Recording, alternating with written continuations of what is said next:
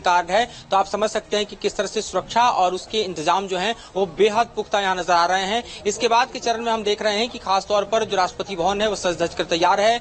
तीसरी बार प्रधानमंत्री मोदी के शपथ ग्रहण समारोह को लेकर जो तैयारियां की गई हैं वो अभूतपूर्व है। हर जगह लगे हुए प्रधानमंत्री मोदी के होर्डिंग, उनके पिछले 10 साल के कामकाज का लेखा जोखा ये सड़कों पर दिखाई दे रहा है। विदेशी मेहमान जिनकी फहरिस्त जो है हम पिछले स्टोरी में देख रहे थे वो सभी मौजूद हैं, यानी चीन और पाकिस्तान के राष्ट्राध्यक्षों को छोड़ दें तो बाकी सभी हमारे पड़ोसी मुल्क के जो राष्ट्राध्यक्ष हैं वो इस वक्त दिल्ली में मौजूद हैं, जो विशेष रूप से खासतौर पर इस अवसर पर जो है वो मौजूद रहेंगे। सबसे बड़ी बात कि मालदीव के जो राष्ट्रपति हैं मोइजू वो भी आ चुके हैं।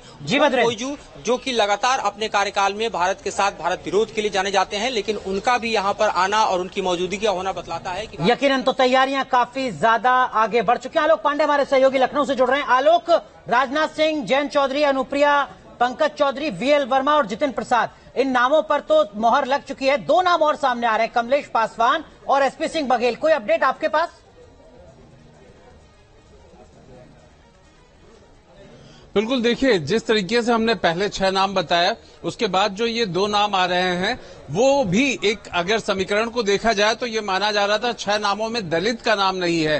तो एसपी बघेल और कमलेश पासवान दोनों ही उस क्षेत्र से हैं, उस जाति समीकरण से हैं जिसको लेकर के ये देखा जा सकता है। और अगर हम टेक्निकली रूप से देखें या जहां कहा जाता है कि पॉलिटिकल जो लैंग्वेज होती है उसमें दोनों ही नाम फिट बैठ रहे हैं। एसपी बघेल आगे चल रहे हैं क्योंकि एसपी बघेल पहले से ही इस मंत्रिमंडल में रहे हैं। उनके कामकाज को लेकर के एक तौर पर मोदी मंत्रिमंडल में कहीं ना कहीं संतोष ही रहता है। तो एसपी बघेल भी अभी कुछ देर पहले ही वो भी लाइन में लग गए हैं, लेकिन अब वो देखना होगा कि शपथ के वक्त पे कौन रहता है। लेकिन अभी इस तरीके का कयास चल रहा है, इस तरीके का कयास इसलिए भी चल रहा है कि दलित समीकरण को लेकर के ये दोनों ही नाम महत्वपूर्ण है। अनुराग, यहाँ ये बता दें हम आपको, जो कि महत्वपूर्ण है, ऐसा है तो वो साफ हो जाएगी। आलोक, आपसे और जानकारी हम लेंगे। लेकिन साल 2014 में पहली बार जब मोदी सरकार बनी तो बीजेपी को 282 सीटों के साथ पूर्ण बहुमत मिला। उस वक्त मंत्रिपरिषद में 71 मंत्रियों को जगह मिली। मोदी सरकार की पहली पारी में सहयोगी दलों को 5 मंत्री पद मिले। और मोदी सरकार की दूसरी पारी भी जान लीजिए आप, बीजेपी को रिकॉर्ड 303 सीटें मिली थी। और उस वक्त मंत्रिपरिषद में 72 मंत्री शामिल किए गए, जबकि सहयोगी दलों से 3 सांसदों को मंत्री बनाए गए।